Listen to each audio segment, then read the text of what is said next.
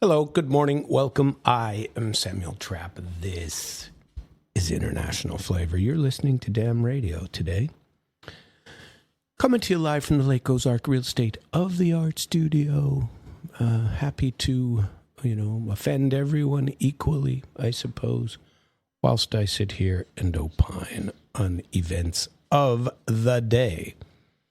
I think one of the first things I wanted to share with you, and I'm hoping, why is it always echoing? I feel like I'm echoing. One of the things I'd like to share with you is there was a pretty good speech by Nebenzya, Vasily. I forget his middle name, but usually, you would call him, Sergeyevich, Mikhailovich, whatever his middle name is. But I don't have his middle name. Vasily Nebenzya is all I know. And so Vasily, I like listening to him, and every time I see something pop up with him that's a direct quote, this one was an attack on Kaja Kallas.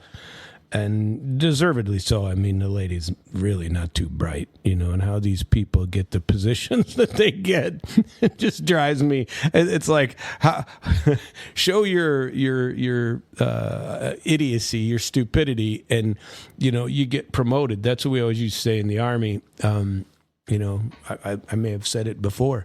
Jack be nimble, Jack be quick. Jack got stupid and stepped or tripped on his... we won't say that word on the radio. And then he got promoted. That's the end of the limerick, as you will. But anyway, if you feel like calling in, I might even answer today. I got plenty of information. I tell you what, I watched, and I want to save for you and provide it the... indictment, basically, that Nebenzya gave to the EU. And I tell you what, I don't mean to criticize. I mean, I do, but I mean, it's harsh that it has to be so punch people in the face because of the stupidity of what is going on in the world. And this indictment by Nebenzya of the EU is, as a hypocritical, centralized, increasingly detached from both reality and history, because while Russia is attacking the European model or the Western hegemony, because when he's attacking the U.S. system as well, because we've all been part of the same unipolarity forever. China's offering an alternative, and they're offering something different. I've talked about this before, being, they're not offering bombs or blockades and, ultimatums. They're offering a framework, a system, more importantly, infrastructure worldwide. I mean, that's what they've been doing. That's what they were doing in Venezuela that Trump just couldn't handle and that the West can't handle. And we've created China as the boogeyman, even more so than Russia. And the realities are, China has billions. They have the strongest economy in the world if you go on purchase power parity, and U.S. is second to them. If you go on what the yuan will buy, and they're forcing the yuan, not them, but everybody else. China's dealing with other people as well, and so, but they're offering a system and a framework. There was a meeting. Xi Jinping met. Whether it was over the weekend or Monday, I don't remember, but they met with Saudi Arabia, and then another EU, another Middle Eastern country, and another crown prince. A couple of them. They've been talking about them. They've been working with Saudi Arabia. They've been working with a couple other countries trying to get this, including Iran, trying to get these things figured out and offering suggestions. And I want to share that with you. But I thought that first I would bring to you the translation of what Vasily Nebenzya said. And I hate to laugh about it, and it's much better in Russian, of course, because it's a beautiful targeted language, and they can say things in one word that we can't say in a paragraph. You know what I mean?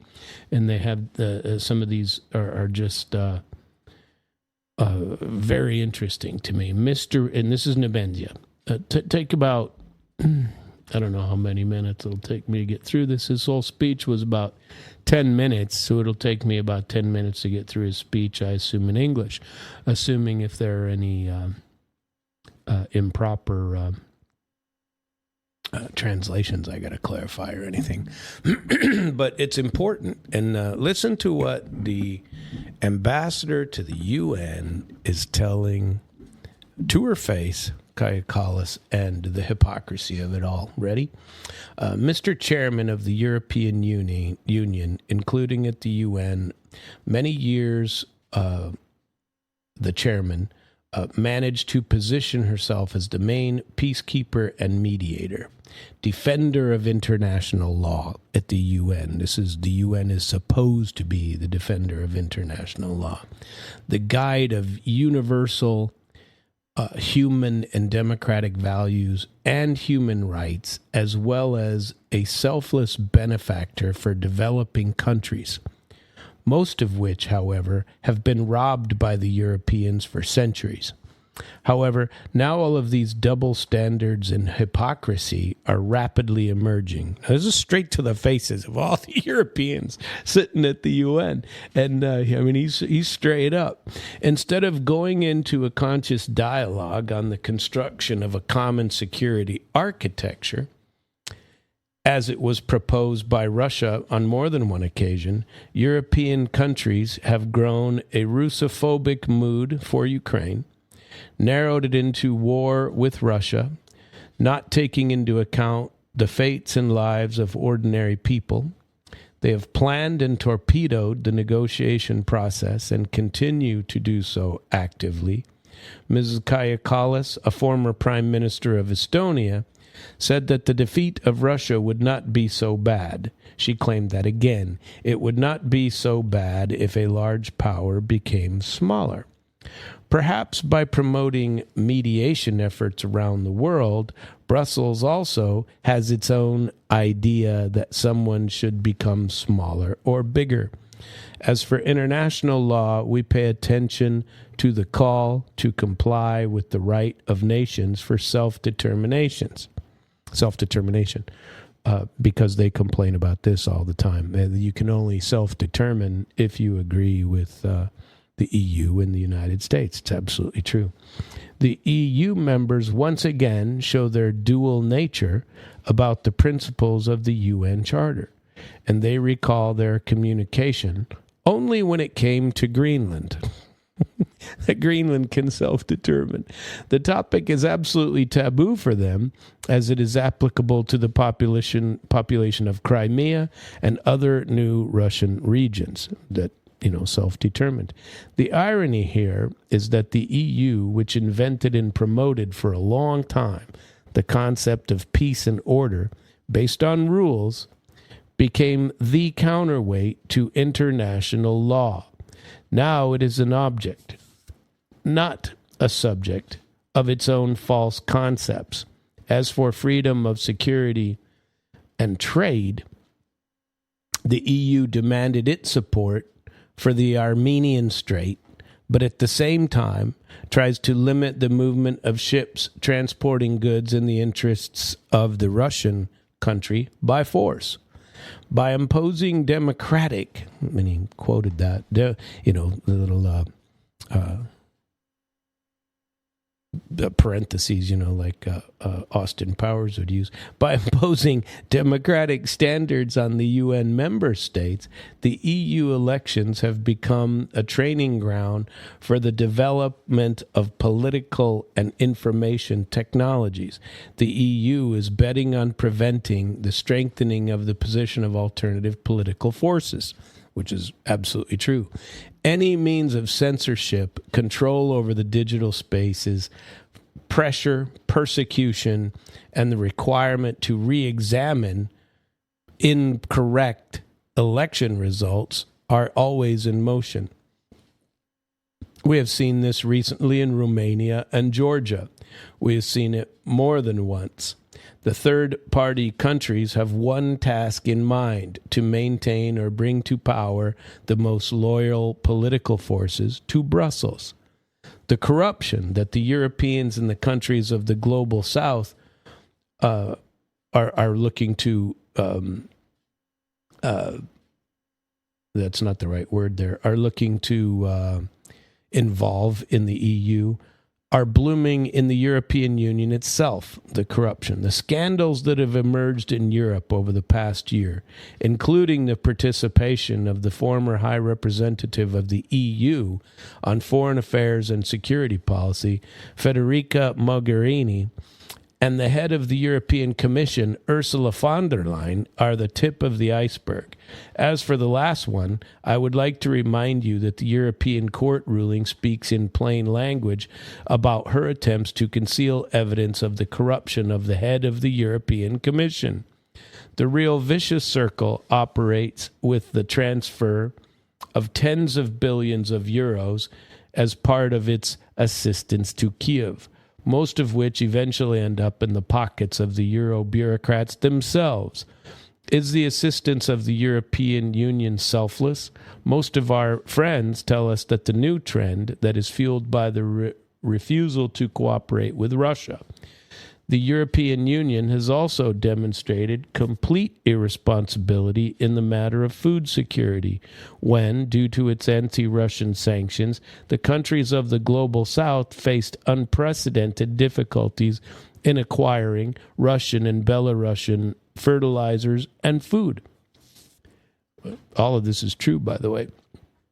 We are talking about the breakdown of logistical chains, payment problems, insurance, and delivery of agricultural goods and fertilizer. The EU officials clearly state that they have provided for the appropriate removal of restrictions on the trade of agricultural products, but they keep silent that they exist, and they exist only on paper. And in fact, they do not work, and they are unnecessary for the performance of EU member states.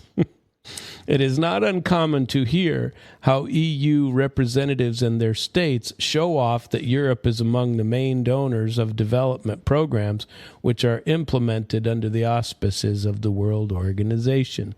In 2024, the EU system allocated about 16.6 billion euros, 12.7 billion euros for EU member states, and 3.4 billion euros from the total EU budget. At the same time, more careful consideration and observation shows that this so-called aid to development goals included within the framework of the EU Global Access Initiative is intended to guarantee Brussels privileged access to the Global South's natural resources.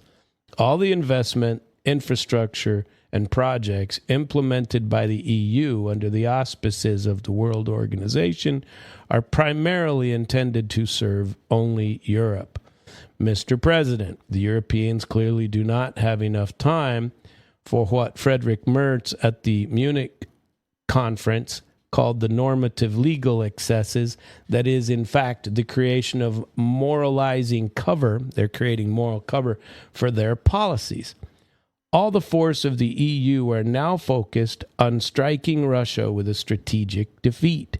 The EU continues to do everything to further escalate the conflict in Ukraine, including strengthening the Kiev regime with arms and military equipment in violation of its own criteria of export control and of international obligations.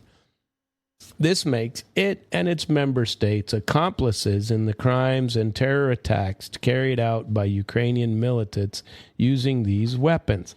At the same time, fearing discontent from President Trump, the European bureaucrats and their Ukrainian puppets support the intermediary initiatives of the United States. but in practice, they sabotage the implementation of any realistic agreement, fountaining with inevitable impassibility and sometimes absurd conditions, none of which is taken into account by the principle or the point of view of Russia, and cannot, in the long term, achieve stable peace. The last example is the so-called ultimatum. The ultimatum of Miss Kallas. And she was sitting in the room and he was looking straight at her and she wouldn't look up. She stared down at her paper. The ultimatum of Miss Kallas, which is a list of absurd requirements of Russia, without which the EU does not intend to allow Kiev to go into a peaceful settlement with Moscow.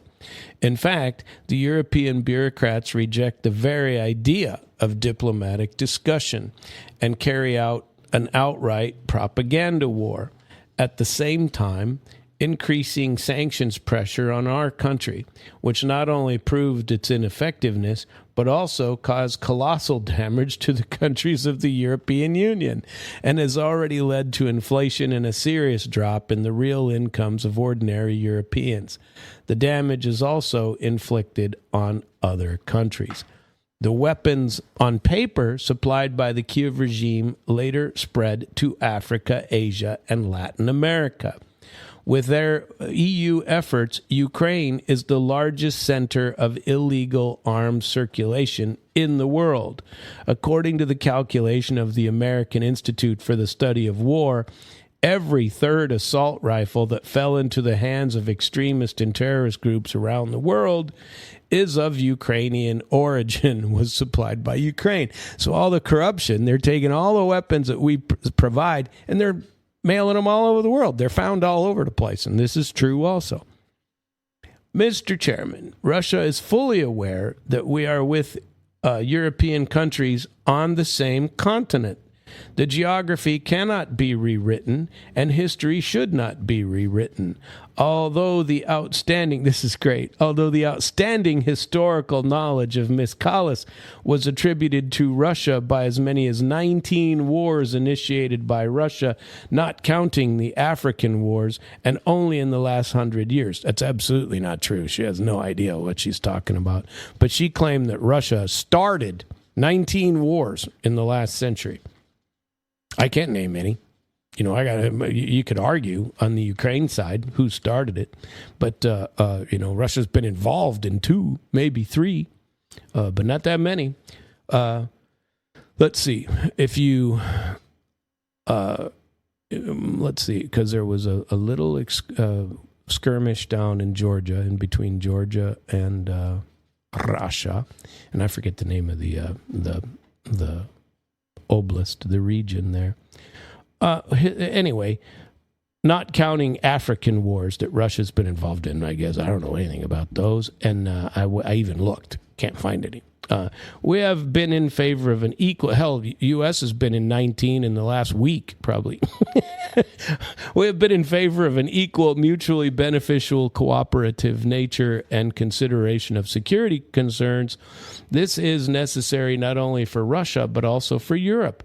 As German Chancellor Helmut Kohl said in the 2000... The date didn't come out. I think it was 2006, though. Helmut Kohl, the future of Europe, if it wants to remain as an independent civilization center, must necessarily work together with Russia. We naturally complement each other, and if this does not happen, Europe will gradually disappear. This is what we are seeing today. However, there is a significant deficit of large-scale politicians in Europe now.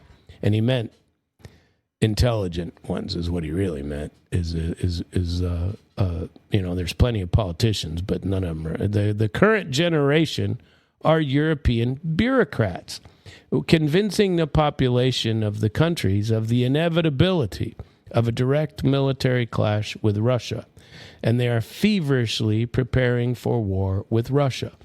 Moreover, we are well aware that the Russophobes from the Baltic countries exist. The transfer of their national Russophobic complexes to the general Jesuit level became possible after they appropriated the development and implementation of the eastern course of the European Union. There's a wide myth that the existential threat to Europe will soon disappear. The militaristic anti-Russian rhetoric is reinforced by specific practical actions. From February 2022 to 2025, EU member states have increased defense spending by almost 60%. As a result of last year, the amount of donations reached 381 billion euro. This is the second place in the world after the United States. At the same time, the task of increasing Europe's defense capabilities by 2030 has also been set. The increase in military assignments will only be possible as a result of a reduction of spending on other budgetary items, primarily social in nature. These large-scale military preparations will only be possible if we are forced to react mirroredly. And none of the conquerors who come to us with a sword left Russia in good health. He's pointing back all the way across many, many hundreds of years. Such an open military course will cause much less surprise if you look at those who are responsible for its development. I'm talking about the total professional inadequacy of the European Union authors of this plan. In particular, the head of Euro diplomacy. This is her. This is Kaja Kallas again. In particular, the head of Euro diplomacy is about to insult her. Speaking at a conference of the Institute of Security Studies of the EU last year, commenting on Vladimir Putin's speech at the events in China, celebrating the end of World War II, wherein Russia lost 26 million and China lost 28 million people, the solemn events in China, said the following. This is Kaja Kallas last year. Russia addressed China and said, Russia and China fought in World War II. We won World War II. We defeated Nazism. That's what that's what Putin said to Xi Jinping. And I thought, this is something new, she said.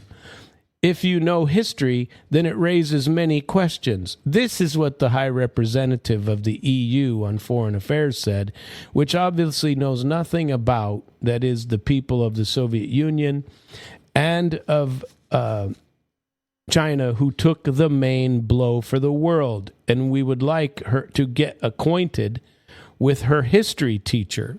And he's looking at Miss Kallas. We would like to get acquainted with your history teacher. And so he said, to finish up, he says, to sum up, I want to say that apparently from the beautiful post-war idea of a united Europe, the EU is moving to the construction of the next Reich. We hope that the European countries and the international community as a whole, that there are still sober heads there who will oppose such developments. Thank you. Now, that was Vasily Nebenzya, who really is critical. And I don't know who his speechwriter is, but I like them generally. And they're pretty blunt and on point when you get to speak to them. But you never hear about that stuff over here. You might get a small, what do you call it, blurb out of something. And I apologize for sharing the parts that might not have been that entertaining. But I think you need to understand what other people are thinking, and I provide that here for you in my own little world. So Xi Jinping also gave a pretty tight statement, because there was, now I got to go all the way back here to my notes, which I've lost. My notes. Here they be. We'll get to him in just a second. But listen, Europe. Did I point out that today is Wednesday? I don't think I did. Do you know that today is Wednesday? It's the biggest day in radio, and I get to start it all up. It's also tax day. Let's all cry about that. See what we can do to get working on that. That doesn't make me happy at all. But that's the, par for the course in these days of trouble and gloom, where passing ruffians can say "ni" at will to old women. The cleanest way to talk about, the speech of Mr. Nebenzya is it is freaking accurate. He was accurate. He's truthful. These European nuts are all pro-war, destruction of Ukraine, killing. Did you know Friedrich Merz yesterday, day before maybe, he had a meeting with the Z Monster, and we're talking about, by the end of the year, sending all of the Ukrainian men home.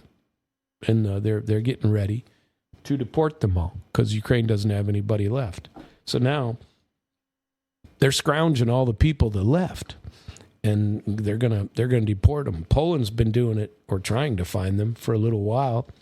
And many of the countries have said this is what we're going to start doing, because the Z Monster is asking them, in addition to the $90 billion, which the funny part is, of the $90 billion, they estimate that $60 billion of it will go to the EU. $30 billion will go to Ukraine. The amount that actually gets to the front line in equipment and supplies is about a tenth of it. It's really nothing that what they get. The corruption is so massive that they don't get any of it. Now, I don't know that the accuracy of those numbers, even that sounds a little high to me, that they even get that much, because they're all just splitting it up and getting their share, paying people to look the other way. And everybody's looking the other way, as long as it ain't them having to die. And then their boosification is taking people down and, beating the crap out of them. And those videos are everywhere, and throwing them in onto the front line. Russia, meanwhile, is making, they allegedly have started their summer offensive, or their spring offensive, I suppose you would call it. And they're hitting hard. Lots of drones last night. That were headed toward Kharkov, up near the Sumy region up there, and when they crossed the border from Belgorod down south, that they've been talking about building a buffer zone along there. I told you yesterday that they've gotten quite a bit of the territory of the whole Donbass already. But something needs to happen with all these wars. And frankly, even though I didn't think he'd be able to resolve it in a day, I thought the efforts would be to resolve war. And, you haven't heard him say anything about the war in Ukraine in a while. Been too busy with their own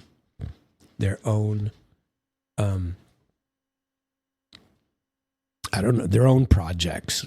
Project Ukraine is taking a back seat because we have Project Iran, Project Israel, and that's, not good. So the fact that Europe is becoming less democratic and more centralized government and seizing the power, I, of course, noticed it for years, and but I pay attention to it. But Europe is less democratic, more centralized. Now Hungary is the new test case. So I saw a video last night, news channel in I can't remember where it was. I want to say India, Times of India or something like that. That they were saying, and I've been searching for it, but I can't find it, that there's a 27-point plan that the new guy, Magyar, is going to have to comply with to get the money from Ursula von der Leyen and from Brussels. They are going to put a knife in the veto, that's for sure. So Europe is not democratic at all. It's totally centralized, especially on the foreign policy level, like we told you yesterday about the events trying to terminate it. But China is moving into the diplomatic vacuum in the Middle East. There's no diplomacy going over there. That is, if you want to call what they're doing diplomacy, it's nonsense. And they are counterposing multilateralism to American force, naked force is what they are calling it. And Trump is looking, according to some. Now, I'm not sure if I agree with this, but they do have a point. Okay, they have a point. I've brought up some of it here myself because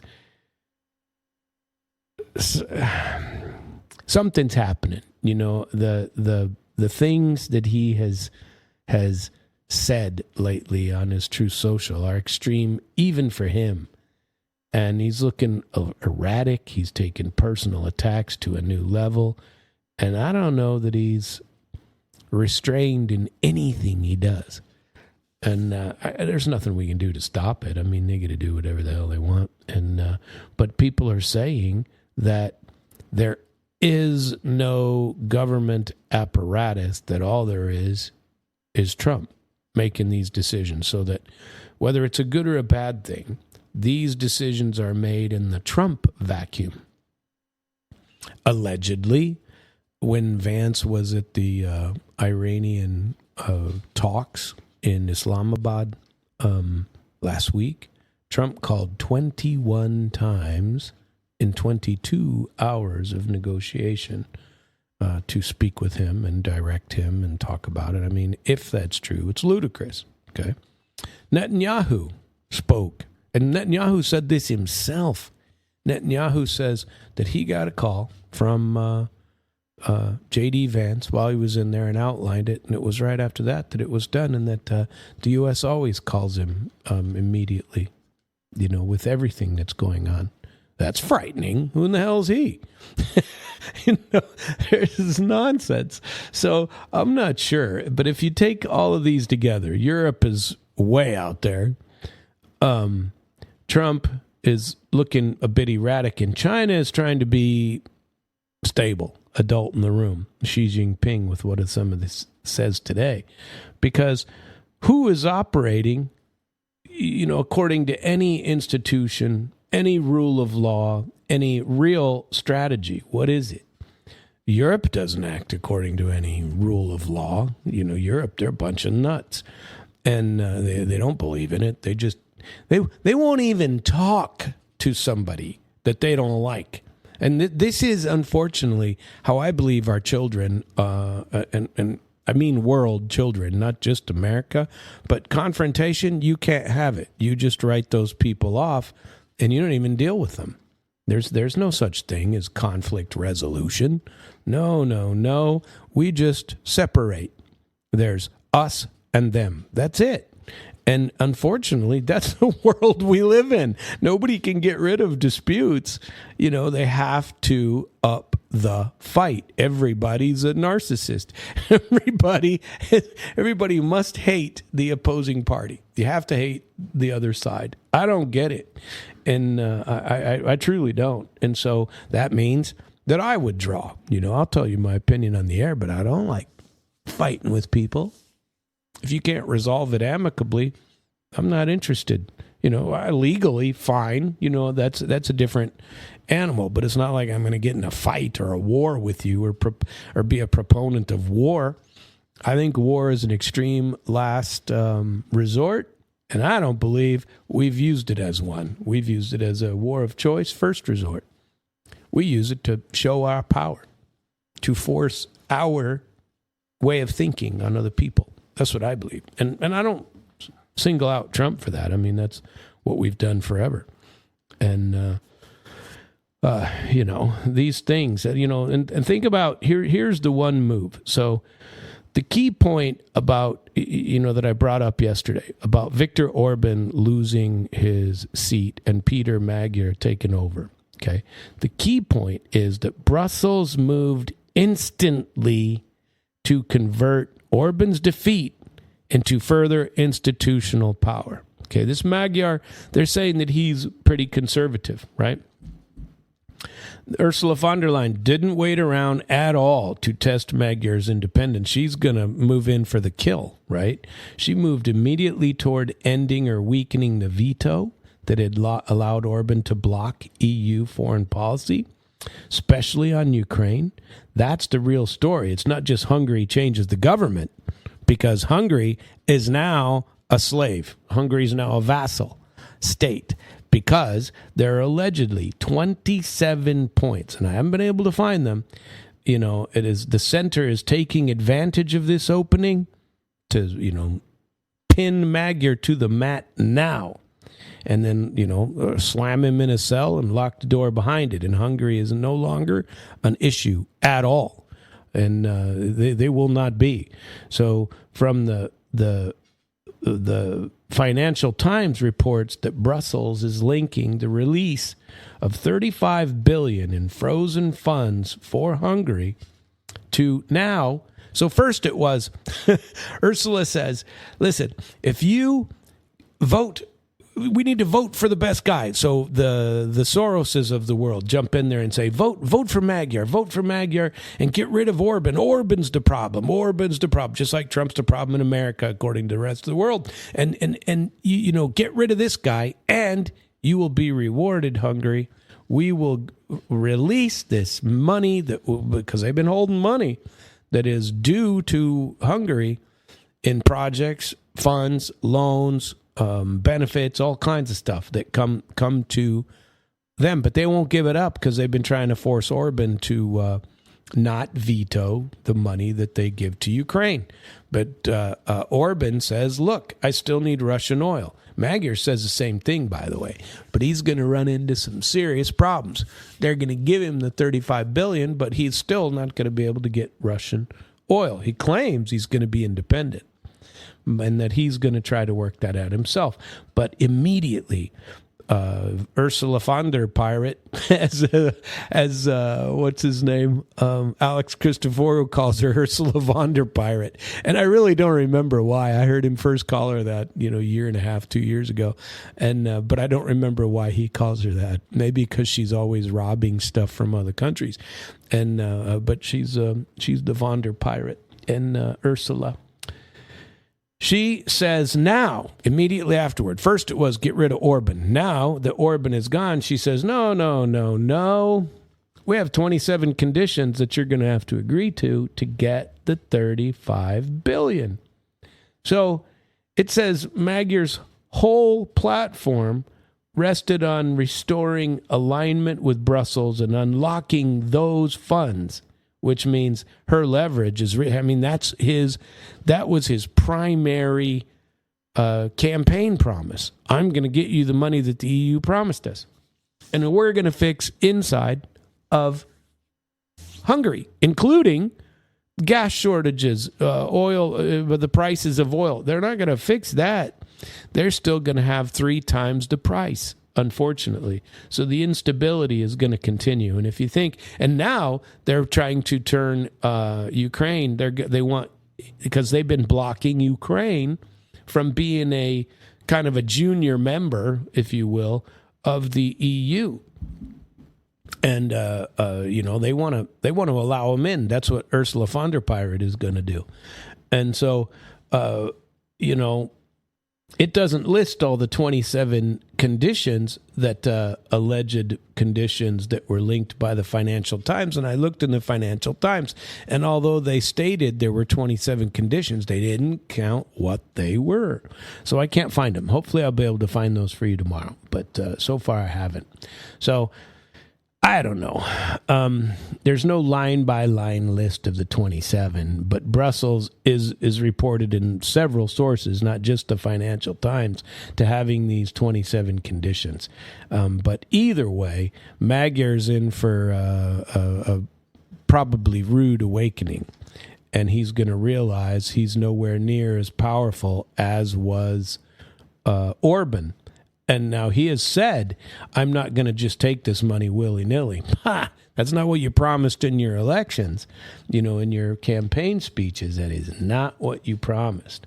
So I don't know. Orban lost on Sunday, and by Monday, Brussels was already trying to make sure that no future Orban could ever slow them down again.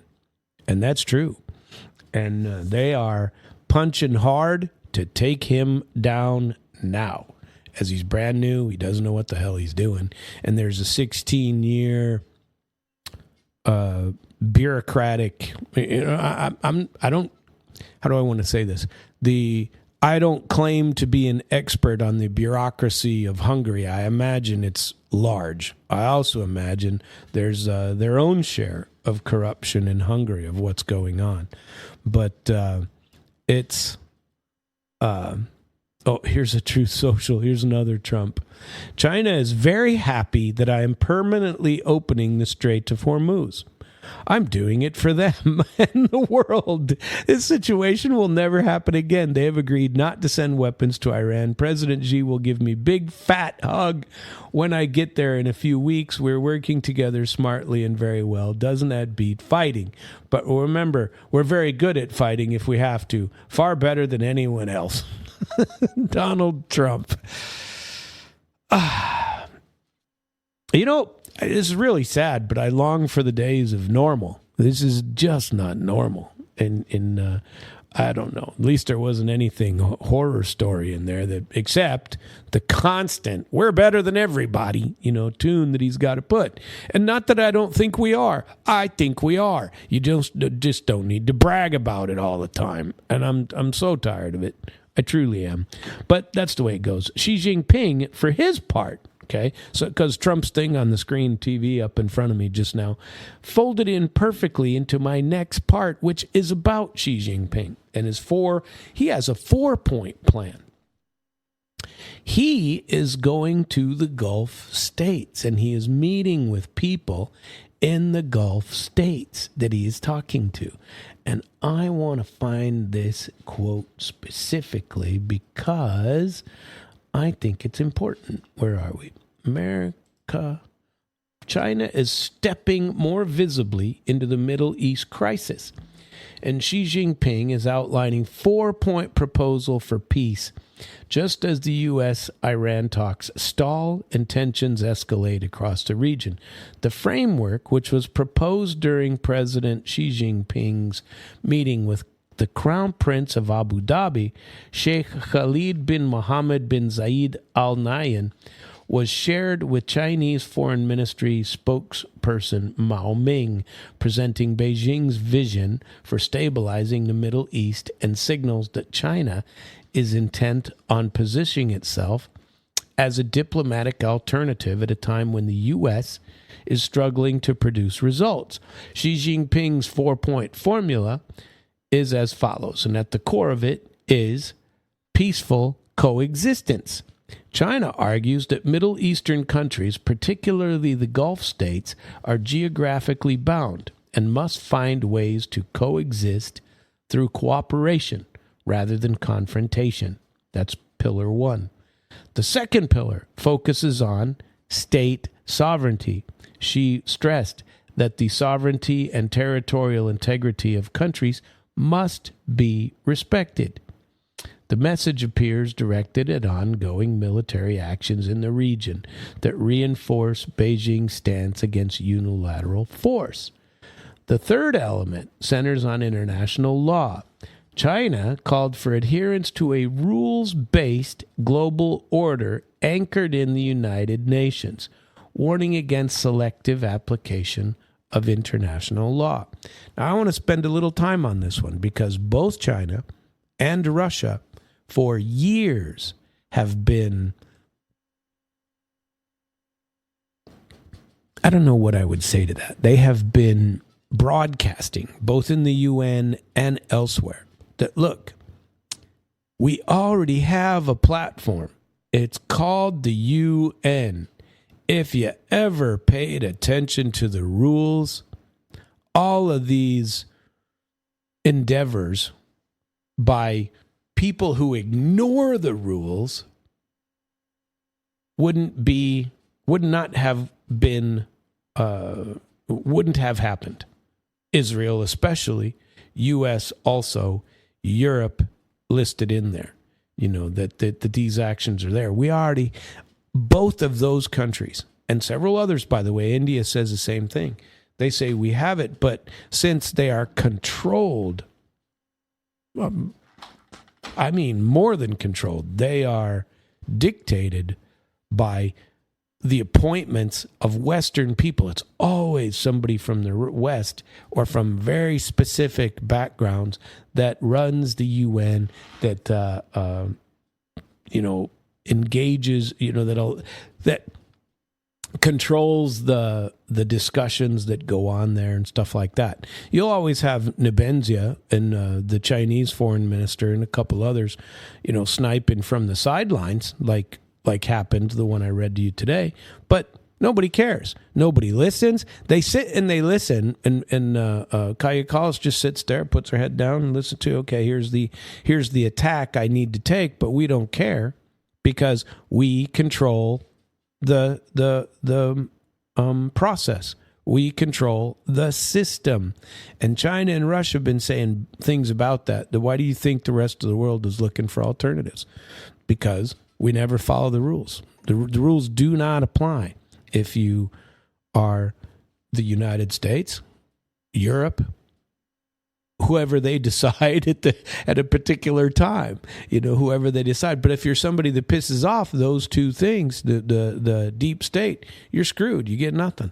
That's it. So the final pillar, which I want to talk about, because that one's the most serious, and it's constant that they talk about that. And the final pillar links with development. Xi Jinping emphasized that long-term stability cannot be achieved without economic growth, and offered China's model as a potential pathway for regional countries. He's talking about belts and roads. He's talking about the building of infrastructure between countries. The proposal comes immediately after the collapse of the U.S. and Iranian talks in Islamabad, and with Washington shifting toward only military, including naval deployment, China is presenting a contrasting approach rooted in dialogue and economic integration. Notably, Beijing has been expanding its own role in the Middle East, from brokering the Iran-Saudi rapprochements to deepening economic ties of its own across the Gulf. By putting forward a structured peace framework now, China is signaling that it wants a more central role in shaping the region. China once again slammed Donald Trump over the president's Iranian naval blockade. This is in contrast to what Trump said. Oh, yeah, they love it. I don't know where he's living, but that's not what was said. The blockade calls the move dangerous and irresponsible. The Chinese Foreign Ministry attacked Trump. Came a day after Russian Minister Sergei Lavrov arrived in Beijing for an official visit. I'm going to tell you a little bit about that here in a minute, too. The U.S. side's escalation of military deployment and its targeted blockade will only intensify conflict, exacerbate tension in the region, and undermine the already fragile ceasefire and further jeopardize safety of passage through the strait. China says this. The Minister of Defense says this is a dangerous and irresponsible act. China believes that only a comprehensive ceasefire and a cessation of hostilities can fundamentally create the conditions for easing the strait. China urges all parties to abide by ceasefire arrangements, focus on dialogue and negotiation, and take concrete actions to de-escalate the regional situation and restore normal passage in the straits as soon as possible. So, let's see. What is the U.S. says that the U.S. Will not allow. Let's see. Where is this? Gas prices ultimately have to come down. We produce more Saudi Arabia and add Russia to it substantially more. By next year, we'll have, this is Trump, we'll have double that amount, so we don't need it, but the world needs it. This is his quote. Where is that? I wish I could find the exact quote. But many ships are heading to our country now as we speak to load up with the best sweet, what did he call it? Sweet crude. And that's what it is called. But really, I guess you could say somebody wants the best and sweetest. I don't know exactly what sweet is, but when it relates to oil, it's a good thing, said Trump. But they're coming to our country right now. There are many boats coming to our country right now. It would be well it could very well be this is going to be settled before that. We've been called this morning by the right people, the appropriate people, and they want a deal. They would like to work a deal. And I don't believe that. I don't believe that, at least not the right people. Maybe you got somebody else. You have Modi or somebody bitching about it and saying, look, you got to end this. But I don't know. I haven't seen anything else that says it except Trump, but it's never reported anywhere else. And let's see. Earlier, Xi Jinping said during a meeting with Spanish Prime Minister Pedro Sanchez, they call for close cooperation to oppose. Now, remember, Spanish Prime Minister Sanchez is a guy that said, you're not flying over our country for that. They call for close cooperation to oppose what he called the world's retrogression into the law of the jungle. Both China and Spain stand on the correct side of history, according to Xi Jinping. We must strengthen our dialogue and communication, solidify our mutual trust, and engage in close cooperation. We must firmly oppose regression of the world back to the law of the jungle, and collectively champion and defend multilateralism, thereby safeguarding the peace and development of the global community. How about that? Isn't that crazy? And then, there's a couple other parts, but I think, let's see, I'm going to go to, where's the Lavrov deal? Lavrov in Kitai in China, which is Kitai in Russian. Let's see. I do not only have it in Russian. I thought I had it in English. I'm sorry. But China is trying to become the adult in the room, and Washington is just banging on the table as usual. I haven't had to beat up on Hegseth too much lately, though. Put me in, coach. Put me in. That guy. But Jeffrey Sachs went off and I watched something with him last night. And this is tough, but it was tough to watch. It really was. But for me, it was tough to watch because you can't necessarily say that he's wrong. That's the horror story of it all. Okay, I'm not saying I believe it. I'm saying this is one man's opinion. And I have trouble with the same things that he is saying. I come to a slightly different conclusion, but I have trouble with them. I already told you some of them. Jeffrey Sachs says, he isn't merely criticizing Trump's policies, although he always does that internationally, as do I. Trump's policies internationally are not good for America, in my humble opinion. But, hey, I've been wrong before once that I remember. Could be this is the second time. Who knows? And we shall see. But Sachs, he's questioning whether the current process, there's any institutional process at all. Now, I never thought there was. I always thought that Trump is the God Emperor. He's in charge. I've said that before, that he is the guy in charge. So it was interesting to hear Sachs say something like this. He said that he was questioning the institution. He said something about watching the Cuban Missile Crisis, that people study it. Now, remember, he's a professor. And he says that people study the Cuban Missile Crisis, how it occurred as it occurred. And what he said was that when Kennedy made a decision, he'd call the cabinet together, all of them, and all of the heads of every major agency were there. And they would talk about them. He would assign each of them, he assigned each of them to do something, to check on this, check on that, check on these things. And he said that if you go back into history, now I've never taken obviously as in-depth a level as what he has said, but, I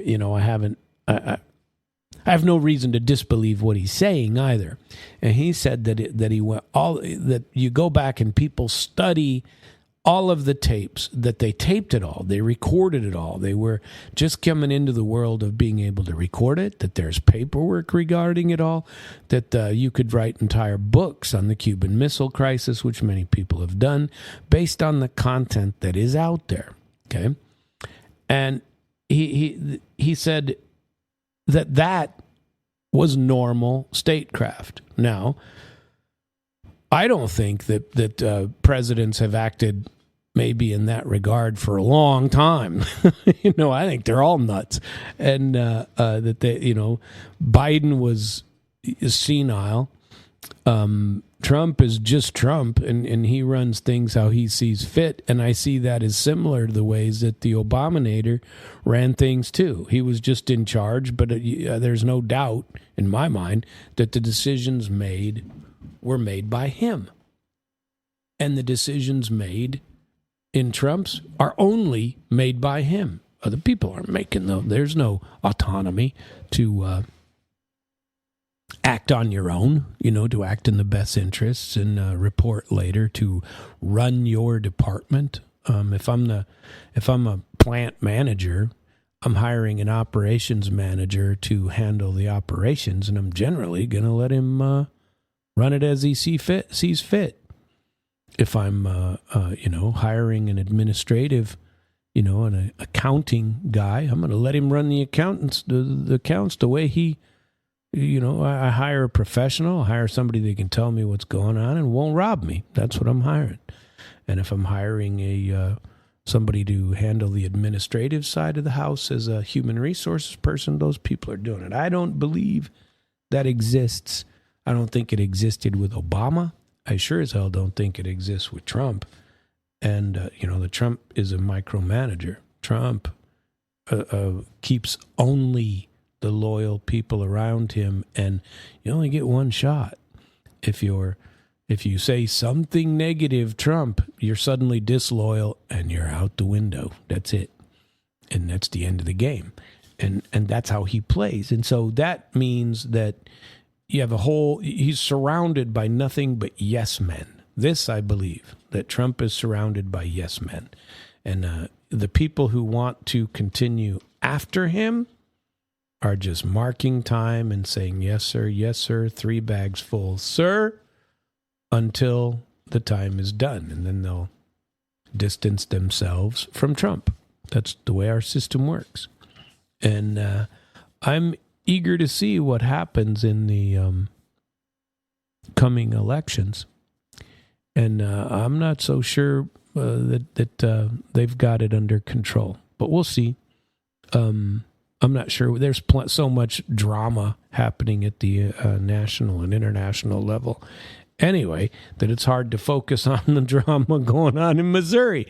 And we got plenty of that as well. So, but Sachs's core argument is that what's happening is not normal. There's no file, memo, deliberation, interagency review, congressional involvement, unless it's Lindsey Graham. And instead, he describes it as a one-man show. And he says the words he used are delusional and incompetent, are the words he used. And very, very personalized. Now, this is if you want to talk personalized, I've always had a difficulty with Trump being so touchy. He's a big figure. People aren't going to like him. But he busts out and, insult. He's like the insult comic. If you say something anti-Trump or something even not pro-Trump, if you just say, remember him at the whatever they call that press dinner or whatever at the White House several years ago when people were saying bad things about him, it was the end of the world. and he about came unglued after that. What he did this past weekend was not good. And Sachs says these three things may say his quote, not mine, okay, is what he said is that Trump may have lost his mind. And he notes the same things that I note, the bizarre overnight social media posts that he's talked about, that one-page one where he ripped into Tucker Carlson, a couple other people. Now, I didn't say that, but it was certainly bizarre in my mind, and it was very difficult to read. And, Jeffrey Sachs is openly saying that many people are muttering around Washington right now that Trump's conduct looks unfiltered, personalized, irrational, and potentially mentally unstable, and that he's going the same route as Biden. That was the nature of his discussion. Now, I don't agree with that. If you watch, I saw Trump. I guess it depends on the time, on the timing of it all, because most time he's rational, he's detailed, he can tell you a full comment and a full discussion of what he's saying. It's logical, it makes sense. You don't have to agree with it, and most time I don't, but I don't like these middle of the night postings, and I think somebody ought to be handling that for him. And he says, the press gave him an out yesterday. Was it you that posted that? Oh yeah, that was me.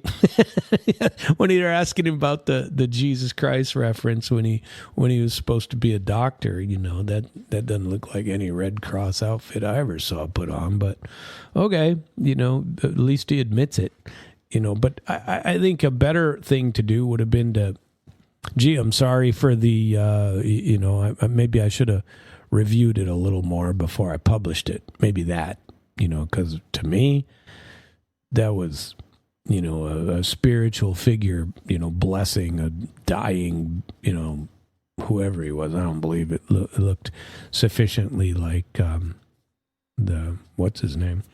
But who knows? That's what people have been talking us out.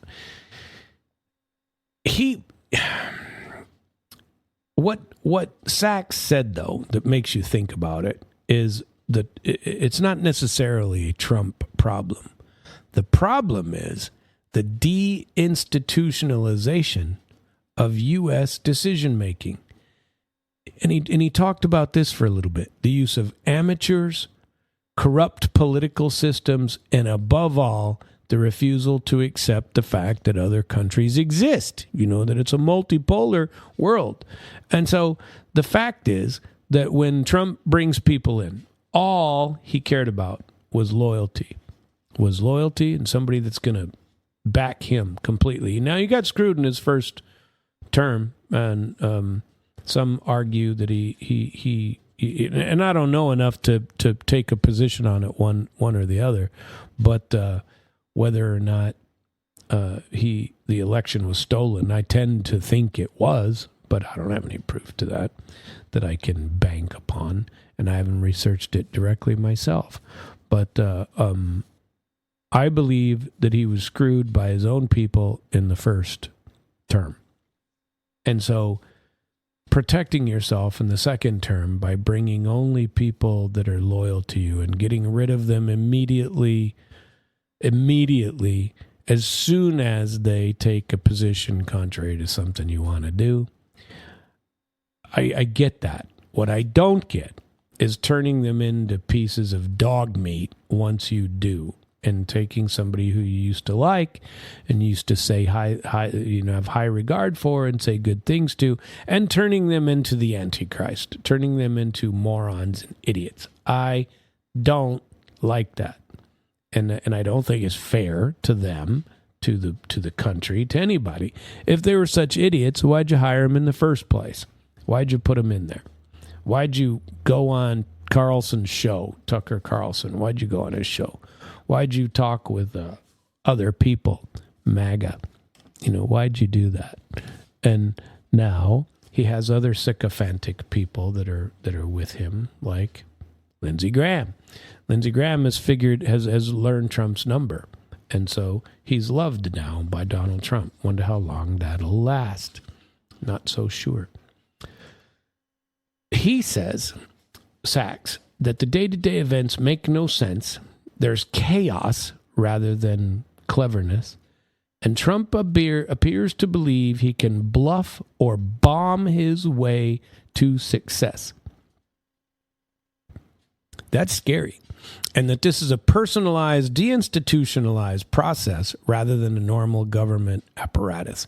He says Trump's recent conduct is outside of normal presidential behavior by several, and he's an economist, so he used the term by several standard deviations. I made sure to note that. He's several standard deviations away from normal. Several. Now, that's funny. And that there's a real possibility that he has serious mental problems. Now, I don't know about that. I worry about that when people get older, but I don't know that I'm where he is yet. But the three things that happened that really that give me pause, let's say, is that diatribe long thing about Tucker Carlson and whoever else, Alex Jones and whatever the girl's name is that I can't remember off the top of my head. There's that one. There's open the effing straits. That was nuts. That was crazy. Why are we putting that out there? You're the freaking president. I could talk like that. That's not... But that's just unpresidential. Let me say that. And then and most of them have to do with this ruling by Truth Social. And to me, that's a problem, and that is bizarre. I don't, and nobody. I don't want anybody controlling the president. I don't want that. So don't take it the wrong way. I want him and not Joe Biden. Hell, even if he is senile, I'll still take him over Joe Biden any day. But does this reflect a bigger problem? Are we going to have to put age limits on these people? I mean, I remember when Reagan was in office and they were worried about him and some of the things that he was doing. And, I remember all the way back then thinking, geez, why would he say something like that? That just doesn't make sense. And maybe I like more of a diplomatic approach when it comes to international things like this. Like everything that I bitch about Trump about. Really, I don't bitch about him in the country. I might disagree, but all right. That I can understand a little bit. This international stuff, blowing up the world, I do not like it, and I don't like it at all. Trump's explanation of this Jesus Christ image and the world reaction to it, nobody believes him. That he pretended he was a doctor in the Red Cross, I don't believe that. And I don't believe it looks remotely like that. And if that's what he sees when he looks at it, well, that's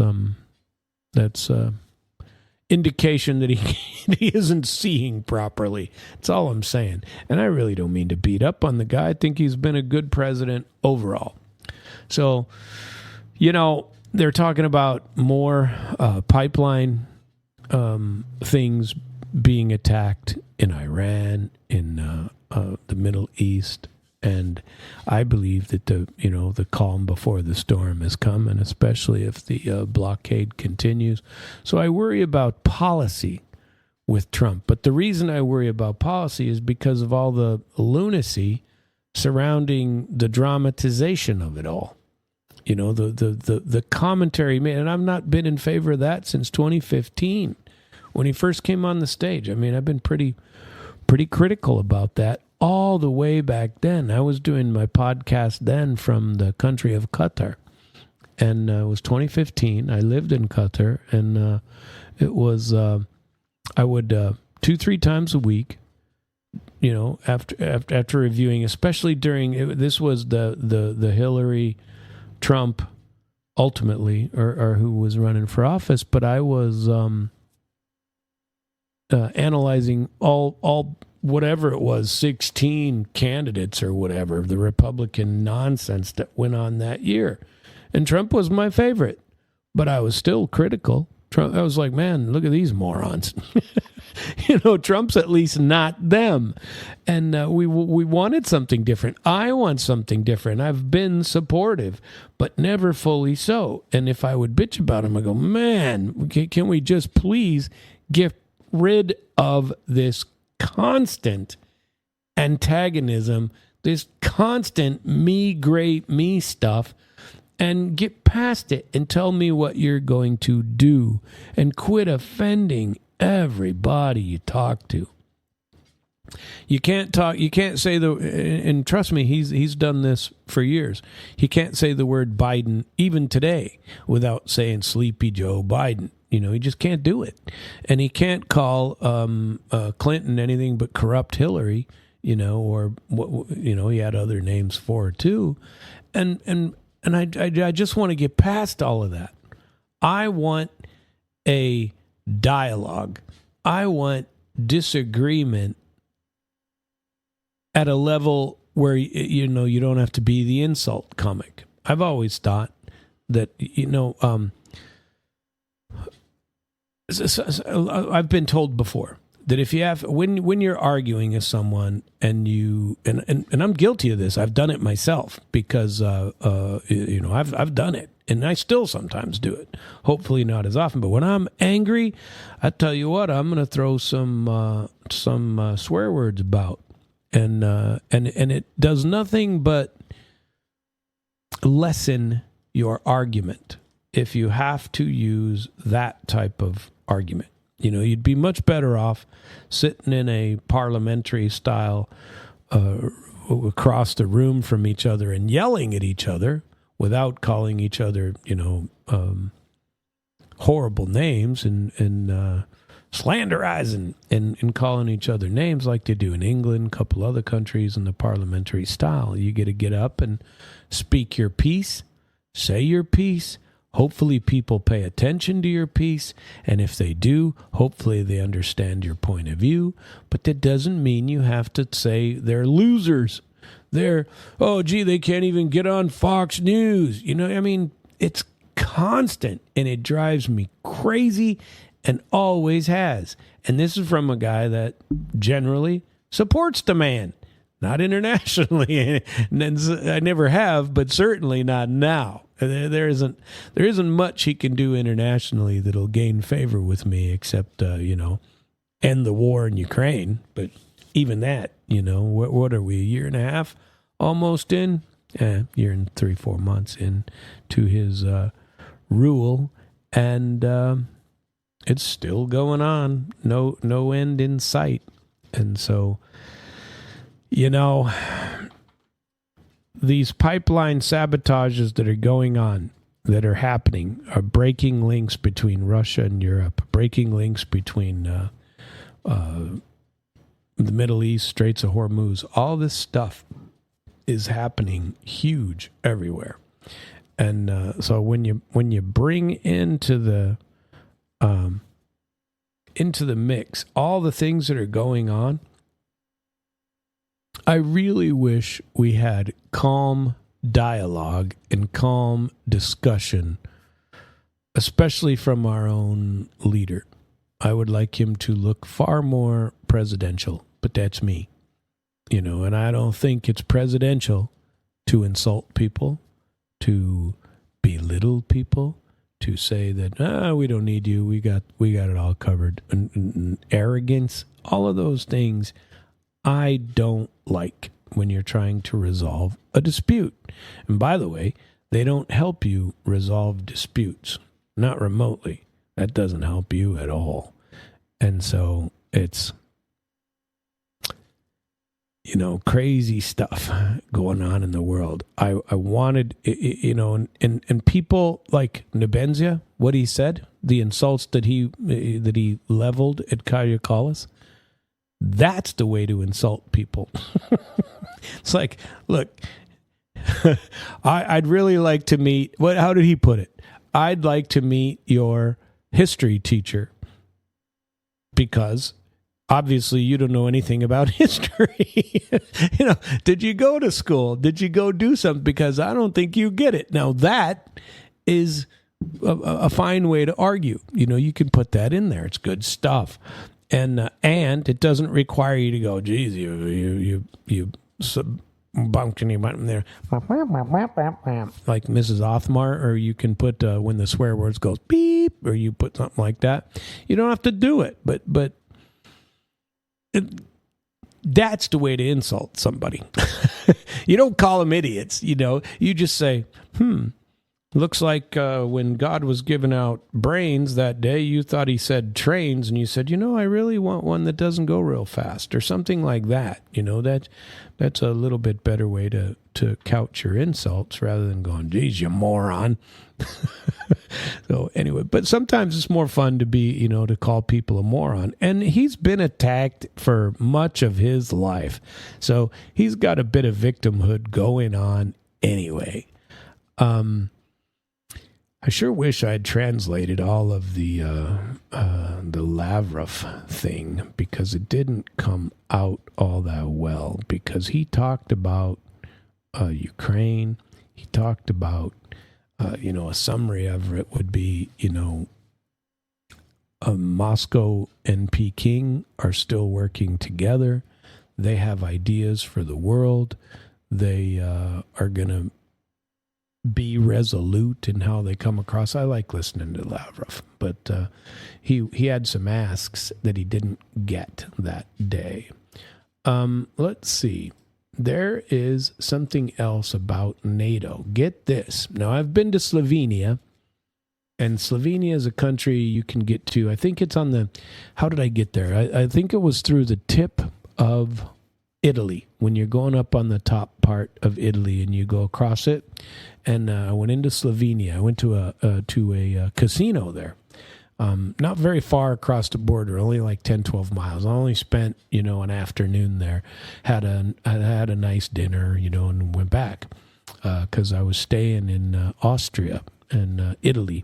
So I had a place in Italy and another, and there was some cool lakes that one of the most beautiful lake I've ever seen. And it was fall, and I particularly like fall anyway. And I wish I remembered the name of that lake, because by God, I'd love to go there again. It was one of the prettiest parks I have ever seen, and it was just wow. If you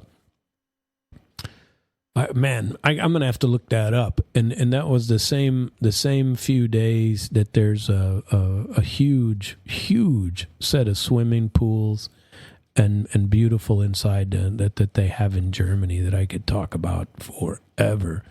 These public pools that are inside, outside, and they are fantastic. It's not like a regular swim pool. I mean, it's a complex, and high dollar complex, and put together extremely well. And it was very, very nice. Anyway, I'm sorry to get off on a tangent there, but I always do. And I want to talk about a NATO member planning an exit vote. Slovenia is preparing a referendum on withdrawal from the bloc as Trump threats deepen the internal divisions inside of NATO. Slovenia's newly elected parliamentary speaker is announcing plans to hold a referendum on withdrawing the country from NATO, as the U.S.-led military bloc reels from its worst internal crisis in decades, with Washington threatening to pull out from the organization entirely. The leader of the Truth Party, a person named Zoran Stefanik, was elected as the head of the lower house last week. Speaking to Public Broadcasting Service, he stated that the vote on leaving the bloc was a campaign promise he intends to keep. We promised the people a referendum on the issue of leaving NATO, and we will hold this referendum. The speaker also signaled a possible visit to Moscow in the near future, stating that he would like to build bridges and cooperate with all countries, regardless of the wall that has been built between the West and the East. The push for a NATO exit, actually, I'm trying to get a Moscow visit in the near future. Wonder if I should announce that and put it in the newspaper. Maybe I could create some sort of foreign relations positivity. Who knows? But had to send my passport off the other day to get my new visa. My visa expired, and so it's currently in transit. We shall see what happens. The Speaker of the House said he does plan on going. The push for NATO exit comes as the 32-member bloc has started to crack over President Trump's threats to withdraw support after European members refused to join the U.S.-Israeli war in Iran. Trump has repeatedly lashed out at European partners, calls them cowards, calls the bloc a paper tiger, stated that the U.S. membership in NATO is beyond reconsideration. His continuing threats to annex Greenland from Denmark have further escalated tensions.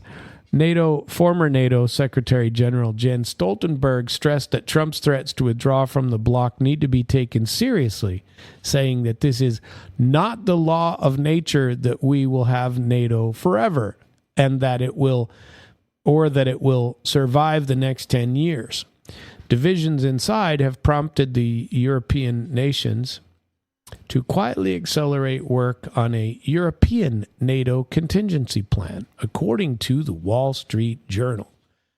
Officials have been informally drawing up plans to continue operating on the continent using the bloc's existing military structure. Now, I heard this is going to be huge structure pro-Ukraine, meaning all arms are going to be built in Ukraine. They want to start building arms factories in Ukraine. And Ukraine's been pushing for that anyway.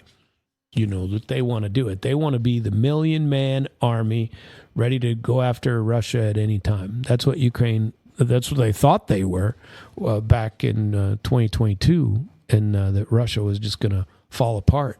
You know, horrible idiots, obviously. See, now I'm calling people idiots. I'm just as bad as Trump. But those are general idiots. I'm not calling people, I'm not calling Zelensky an idiot or Trump an idiot. In general, they have idiots for experts. Let's put it that way. According to Wall Street Journal report, officials have been drawing up these plans to reduce the role of the U.S. entirely. And Moscow, Russian Security Council Deputy Chair Dmitry Medvedev has warned that the EU itself is morphing into a full-fledged military component, and it would in some ways be way worse than NATO, arguing that Brussels has been inflating Russophobic hysteria to an extent to justify a large-scale military buildup in preparation for war with Moscow. Sergei Lavrov, Russian foreign minister, speculates that the U.S. threat to withdraw from NATO could be intended to shift the primary responsibility for, quote, containing Russia to Europe in order to free up Washington's hands in the Chinese direction. Moscow repeatedly denies any intention to attack NATO or the EU, argues that such claims are being used to justify massive investment in arms amid faltering economic growth. Whole thing is lunacy. They're talking about drafting people. EU Defense Agency says they're trying to get all their people to draft their young men to go to war. Well, they're men because now they take old ones too. Doesn't matter. I want to tell you about the IMF and talking about Russia. Now, I've told you many times that Russia is very developed, very modern, and now the IMF, International Monetary Fund, has raised the growth outlook for Russia. Last year, we had 0.4% in America that was adjusted down to, that it was artificially high. And they're not anticipating a whole lot of growth this year. And people are feeling it, especially because of the pocketbook pinch because of fuel prices. But the IMF is raising the growth outlook for Russia higher commodity prices, while warning the Middle East war is weighing on the global economy. The latest World Economic Outlook released Tuesday, the IMF said Russia's GDP will expand by 1.1% in 2026, which was an upward revision point of 0.3%. The adjustment has been driven by higher commodity prices, and the momentum is expected to continue into 2027. Inflation in Russia is projected at 5.6% this year, down from 8.7% in 2025. Russia's Economic Development Ministry is offering an optimistic look, estimating that GDP growth will really be at 1.3% in 2026 and 2.8% in 2027. The revised IMF forecast comes as global energy markets have come under renewed pressure due to the U.S. and Israel war on Iran. IMF warns that disruption to oil supply and damage to critical energy infrastructure raise the prospect of a major energy crisis if these hostilities persist, and countries heavily dependent on energy import are super exposed. Against this backdrop, the fund downgraded global growth forecast, now expecting the world economy to expand by 3% in 2026, down from 3.4% previously, before rebounding to 3.2% in 2027. It expects slower growth in the U.S. and a weak dollar.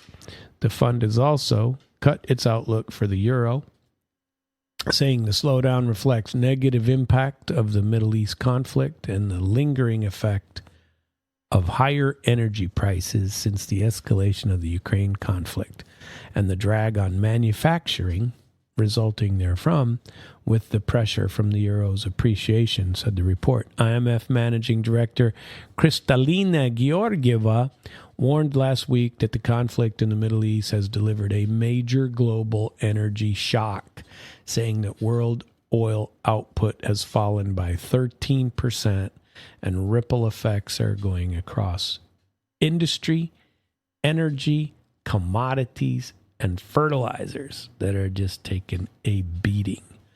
The wars need to end, friends and neighbors. People need to start making money. China gets to sit back and watch while we shoot the wad. Put it on Black 17. That's what I say, But you got a 1 in 36 chance of winning. Come on. Those are good odds. Let's take Straits of Hormuz. Let's do it. 1 in 36 chance, baby. Well, it's worth it. Let's do it. Anyway, I happen to be Samuel Trapp. This is International Flavor. Very glad you're listening today and every day. You can listen from... these pictures on TV get me going. At any rate, join me tomorrow. Today's going to be a great day for Damn Radio. Coming up next, we have the Damn Schwag coming up, and there are other shows all day. You can always go to damnradio.com/schedule. You can listen to older podcasts or previous podcasts at damnradio.com/podcast. You can listen to prior International Flavor episodes at internationalflavor.com. Coming up Friday, I want to point out for you a special event on civic outlaws. Got some new facts to go over with you, friends and neighbors. Look forward to seeing you 7 to 8:30 on Friday. Anyway, thanks for joining me today, and I hope you have a beautiful Mid-Missouri day.